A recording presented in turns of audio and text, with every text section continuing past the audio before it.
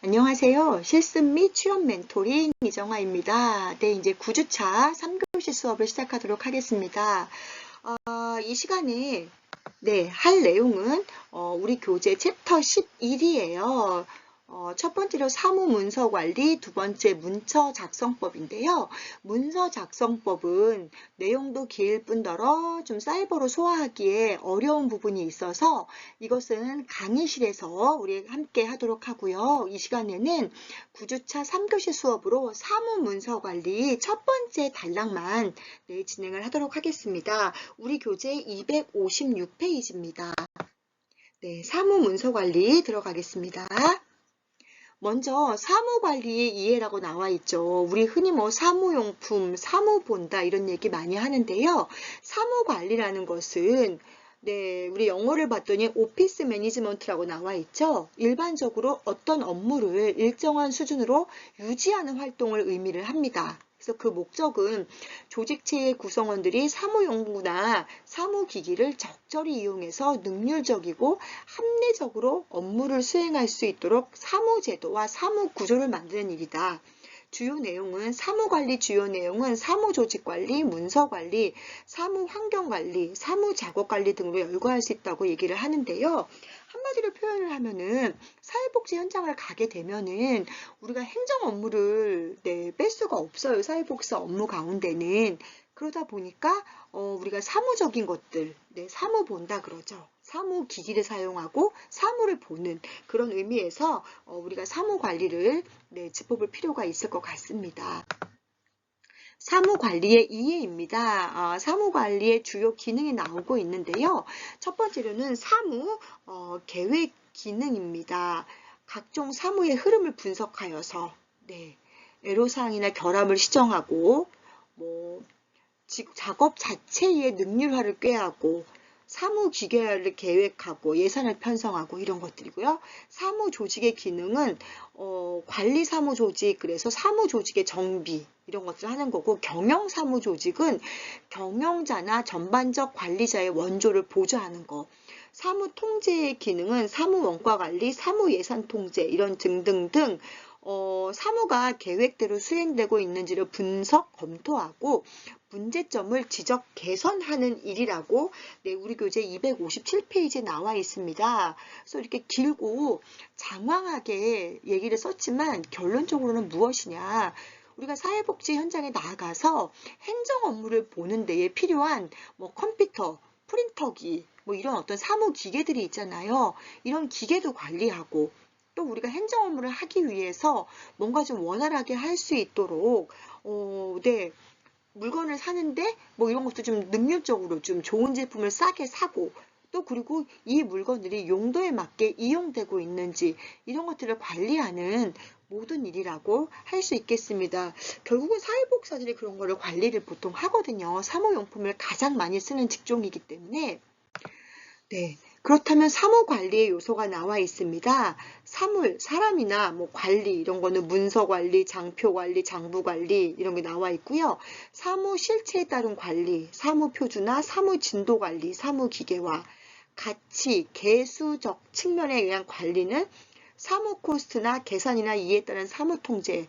무슨 얘기냐면 물건을 사고 나면은 영수증을 관리한다던가 예산을 세운다던가 이런 모든 것도 다 기기뿐만이 아니라 그리고 이게 용도에 맞게 사용되었는지 이런 게 모두 다 사무관리의 요소라고 할 수 있겠습니다. 우리 교재 257페이지 아래쪽에 보시면은 문서관리의 이해가 나옵니다.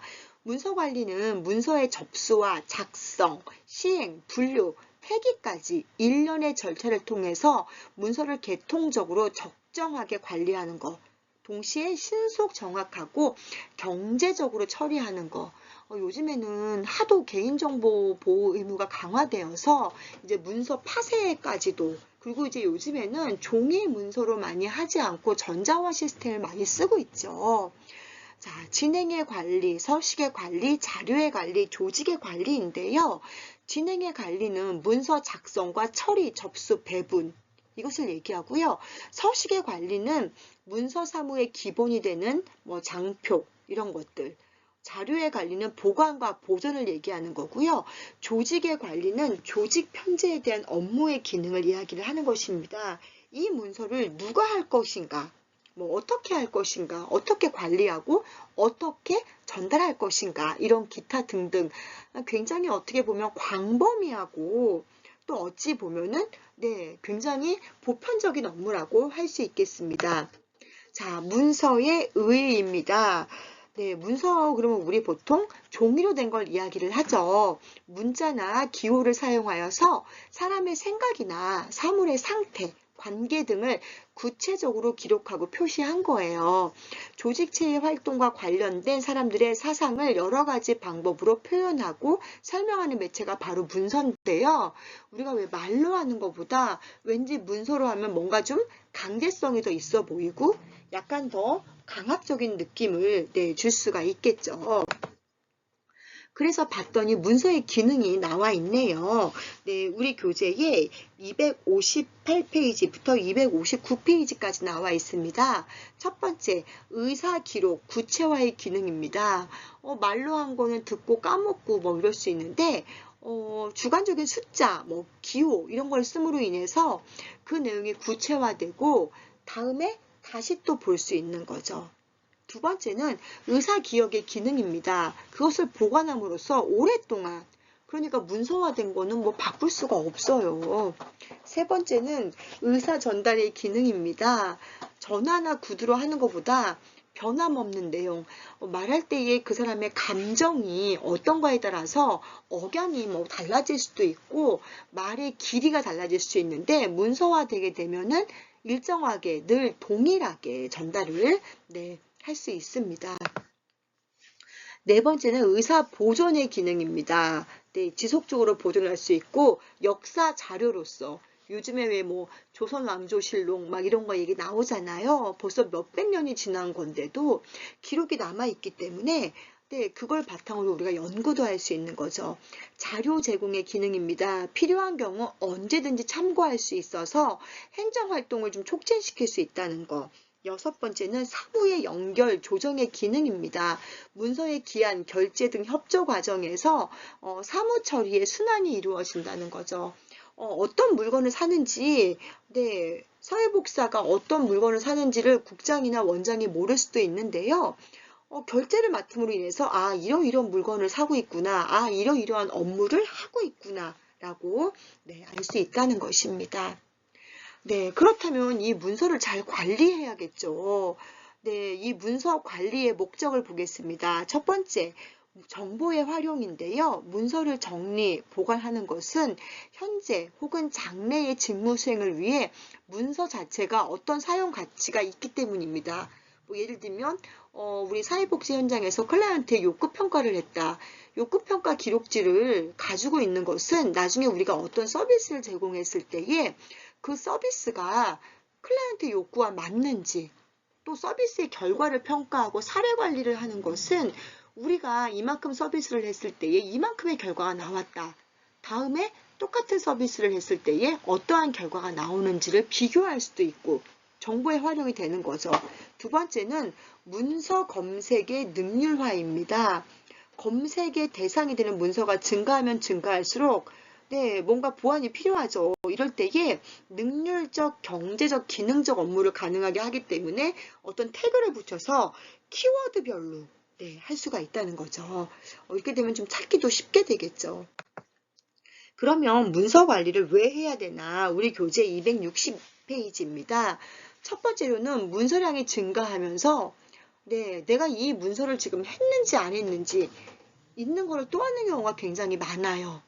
확인이 안 되기 때문에. 두 번째는 신속 정확한 처리로 의사결정이 신속하게 할 수 있도록 하기 때문에. 세 번째는 필요한 정보는 이거를 활용할 수 있도록 이거를 볼 수 있는 이 정보를 볼 수 있는 사람 누구라도 접근해서 활용할 수 있게 만들어야 된다는 거죠.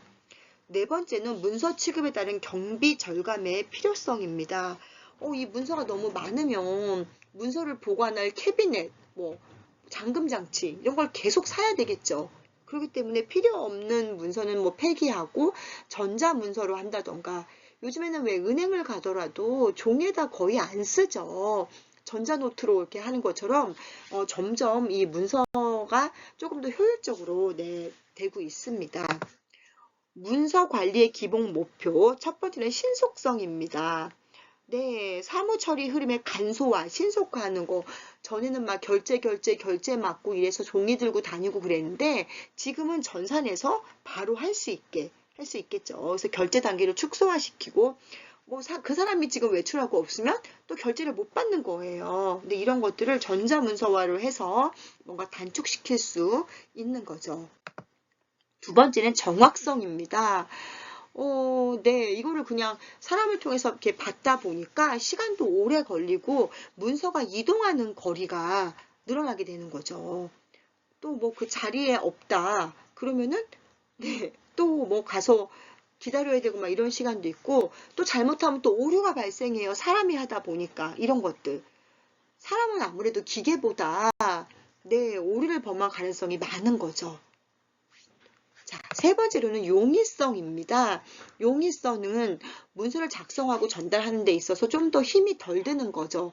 전산으로 딱 올려놓으면 결제하는 상대방도 전산으로 결제를 하면 되는 거기 때문에 네, 이 단순화가 될 수 있고 만약에 이게 이해가 또 안 되면 읽어보고 이게 뭔 내용이냐 불러보고 뭐 어디다가 사인하냐 막 이런 것들이 있는데 이게 없어질 수 있는 거죠. 네, 마지막으로는 경제성입니다. 네, 문서 취급에 소요되는 경비를 최소화하는 거죠.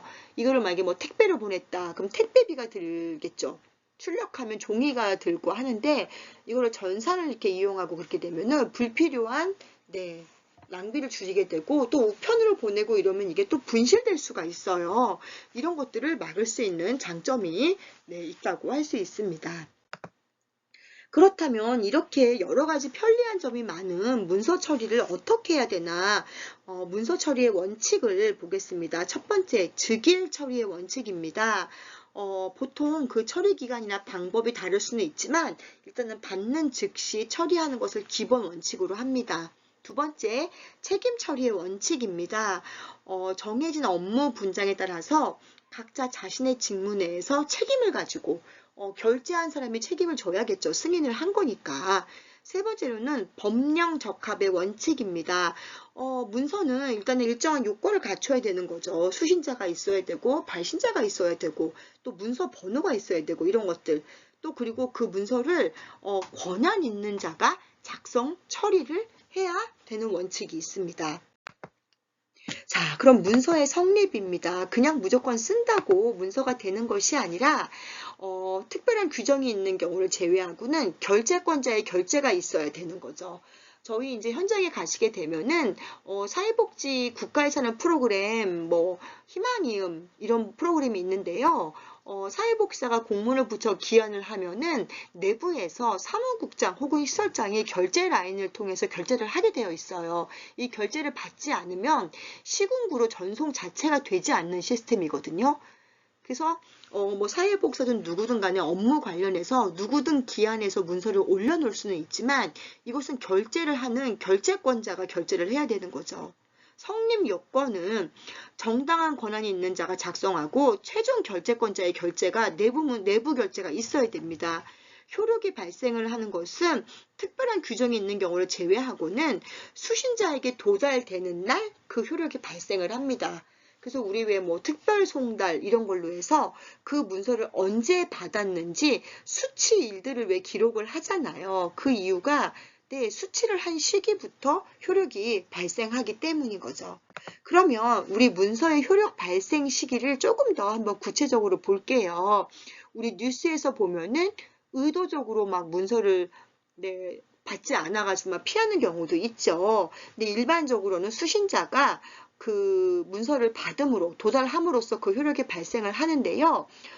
첫 번째로는 다른 법령 및 공공문서에 특별한 규정이 있는 것을 제외하고는 공고가 있은 후 5일이 경과한 날부터 효력이 발생하고 또 이제 이 도달 여부에 대해서 야기되는 문제가 있기 때문에 수령증을 받아서 비치를 해야 된다는 거죠. 수령을 했다는 거. 우리 뭐 등기 같은 거 오게 되면은 수령자가 누구인지 우리 보통 막 이게 그 사인을 보면 하잖아요. 그렇기 때문에 어떤 수령자에 대한 이런 것들을 비치해야 되는 거고요. 일반 문서는 수신자가 시행 문서의 내용을 언제든지 볼 수 있는 상태에 이를 때 그 효력이 발생한다고 할 수 있습니다. 그러니까 이제 이런 경우는 뭐 특별하게 막 중요한 이런 게 아니기 때문에 누구든지 볼 수 있는 공고문 같은 거기 때문에 세 번째는 공고문서인데요. 공고 후 5일이 경과한 날부터 네. 이제 그렇게 하고요. 법규 문서는 법률, 대통령령, 총리령, 부령, 조례 이런 것들은 공포한 날부터 20일이 경과하면은 이제 일반적인 경우를 이야기하는 겁니다. 우리는 그 효력이 발생한다고 볼 수 있습니다. 자, 문서의 성립에 대해서 네, 이거는 뭐 외우실 필요는 없고요. 그냥 이런 게 있다라고 정도만 알아주시면 되겠습니다. 첫 번째는 도달주의입니다. 문서가 상대방에게 도달한 그때부터 효력이 생긴다는 주의고요. 두 번째는 표백주의입니다. 작성을 완료한 때부터 효력이 생긴다. 세 번째는 요지주의입니다. 상대방에게 도달되어서 도달로만 끝나면 도달주의인데 그 문서의 내용을 이해했을 때 효력이 발생한다는 게 바로 요지주의고요. 발송주의는 네, 말 그대로 발송한 날부터 효력이 생긴다라고 보시면 되겠습니다. 네, 문서 작성의 원칙입니다. 네, 기한자의 문서 작성으로부터 결제까지의 과정, 즉 문서가 성립하기의 과정을 효율화하기 위한 여러 가지 활동인데요. 문서를 어떻게 작성을 하느냐. 이게 굉장히 간단명료하지만 내용을 함축하는 경우도 있고 내용 자체가 애매모호해서 네, 전달이 또 안 되는 경우도 있을 수 있죠. 문서 작성이 표준화되지 못하고 합리적이지 못하면 문서의 조직이라던가 조작, 발송, 파일링 등 문서 처리 과정에 있어서 비효율성을 초래하게 된다는 거죠. 그래서 보통 우리 공문 같은 경우는 각 기관마다 일정한 공문의 양식을 갖추고 있습니다. 그래서 그 양식에 맞게 내용도 중요하지만 그 문서의 형식도 굉장히 중요하다는 거죠. 누가 보냈는지, 누가 받았는지, 언제 작성했는지, 언제부터 시행됐는지 이것도 굉장히 중요한 내용이라고 할 수 있겠습니다. 그래서 그런 걸 통해서 뭔가 이거를 통일시킬 필요가 있다는 거죠. 그래서 이제 마지막으로 보시면은 네, 우리 공문의 예시가 나와 있는데요. 무슨 복지재단, 무슨 재단 이렇게 뭐 나와 있는데요. 문서 번호, 시행일자, 내용들 이렇게 각 기관마다 정해진 형식이 있다는 거예요. 이걸 통해서 내용도 중요하지만 이 형식에 맞게 해야지 효율성이 있고 일관성이 있다는 거죠. 같은 시설에서 온 공문인데 여기는 이렇게 보내고 저기는 이렇게 보내면 안 된다는 것입니다. 네, 여기까지 이제 9주차 3강 수업을 마칠 거고요. 문서 작성법은 내용도 워낙 많고 이거는 좀 설명이 필요한 부분이어서 이 부분은 우리 5월 12일 우리 강의실에서 함께 네, 공부를 해보도록 하겠습니다. 여러분들 실습 나가서 문서 작성을 해야 될 일이 생기기 때문에 네, 미리 한번 맛본다고 생각을 하시고서 네, 수업에 임하시면 될 것 같습니다. 긴 시간 동안 수고 많으셨고요. 네, 5월 12일 우리 강의실에서 만나겠습니다. 감사합니다.